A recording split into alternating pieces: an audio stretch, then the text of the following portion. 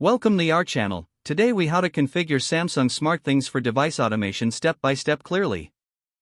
Open the SmartThings app on your smartphone. Log into your Samsung account if prompted. On the home screen, tap the Devices tab at the bottom. To add a new device, tap the plus icon in the top right corner. Select Device from the list of options. Choose the type of device you want to add, such as lights, switches, or sensors. Follow the on-screen instructions that guide you through the setup process for your specific device. Most devices will require you to connect them to your Wi-Fi network. Once connected, give your device a name that's easy to remember. After adding your device, return to the home screen. Tap on the Automations tab at the bottom of the screen. Select Add Automation to create a new automation routine. Choose a trigger for your automation. This can be based on time, device status, or even when someone arrives home. After selecting a trigger, tap Next to proceed.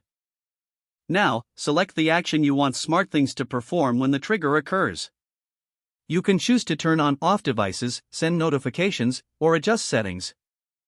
After setting your action, review the automation summary.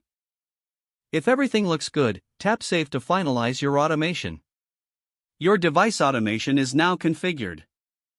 You can return to the Automations tab at any time to edit or delete automations. Feel free to experiment with different triggers and actions for a customized experience. If the page does not load, refresh the browser or try again in a private or incognito window. Make sure you are using the correct email address, then retype it carefully to avoid small typos. If your password is not accepted, use the reset option and create a new strong password you can remember.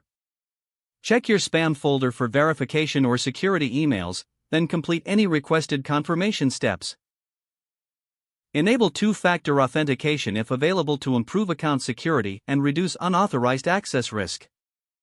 After signing in, review your profile details so your contact information and settings are accurate and current. Don't forget to like this video and subscribe to our channel for more step-by-step tech guides.